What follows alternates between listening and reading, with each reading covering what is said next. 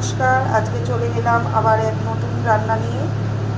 আর আজকে আপনাদেরকে করে দেখাবো আর মাছের পেঁয়াজ ঝাল।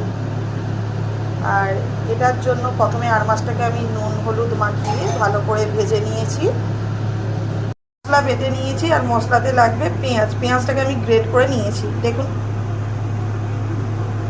তেল দিয়ে দিয়েছি। এবার মশলা তুলে দেব। দিয়ে দেব হলুদ গুঁড়ো, লঙ্কা গুঁড়ো। এটা একটু ঝাল ঝাল হবে, ওই জন্য লঙ্কা গুঁড়োটা একটু পরিমাণে একটু বেশি দিলাম। দিয়ে দেব একই সাথে পরিমাণ মতো নুন। মাছের সঙ্গে নুন ছিল, মাছটা যেহেতু নুন হলুদ দিয়ে ভেজেছিলাম, এই জন্যে এখন অল্প পরিমাণেই নুনটা দিলাম। মশলাটাকে খুব ভালো করে কষিয়ে নেব, যাতে পেঁয়াজের কাঁচা গন্ধ চলে যায়। আর এটাতে পেঁয়াজের পরিমাণ একটু বেশি লাগবে, কারণ এটা যেহেতু পেঁয়াজের ঝাল, এই জন্য পেঁয়াজের পরিমাণটা একটু বেশি।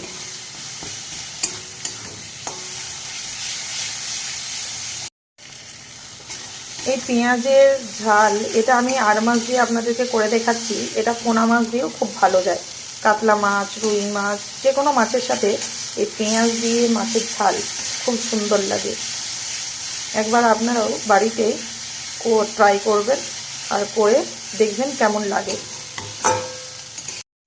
বাড়িতে কিছু নেই, রান্না করতে ভালো লাগছে না, মাছ রয়েছে, তো কি করবেন ভেবে পাচ্ছেন না, তখন পেঁয়াজ দিয়ে এই মাছের ঝালটা চটজলদি সহজ পদ্ধতিতে বাড়িতে করে দেখবেন অপূর্ব স্বাদের লাগে এই মাছের ঝাল।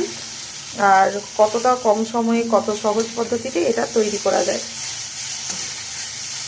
এই সময় দিয়ে দেব অল্প পরিমাণে একটু জল দিয়ে আবারও মশলাটাকে একটু কষিয়ে নেব। দেখুন, মশলা থেকে তেল ছাড়তে চালু করে দিয়েছে।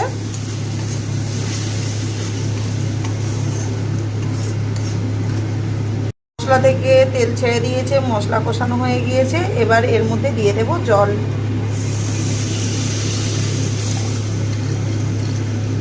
এই মাছের ঝালটা মাখামাখাই হবে।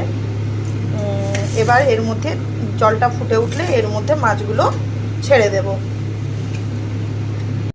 জল ফুটে উঠেছে, এবার দিয়ে দেব মাছগুলো।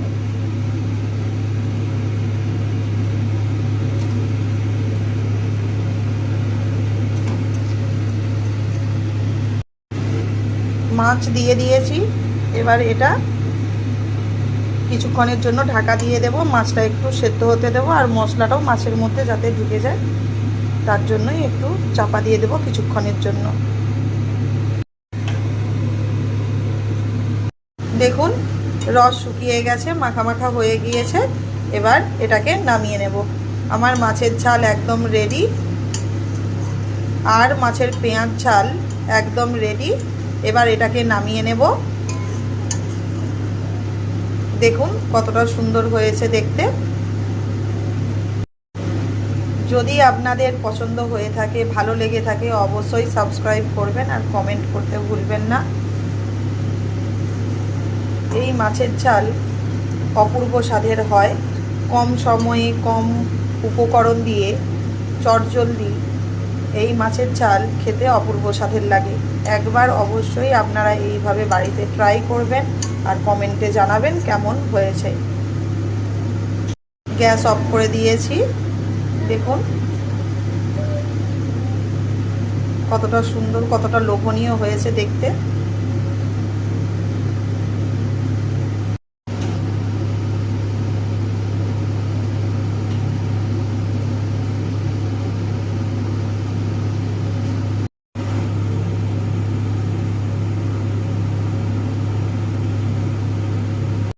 দেখুন কতটা সুন্দর হয়েছে দেখতে। এটা দেখতেও যতটা সুন্দর, খেতেও লাগে ততটাই সুন্দর। একবার অবশ্যই আপনারা বাড়িতে ট্রাই করবেন আর কমেন্ট করতে ভুলবেন না।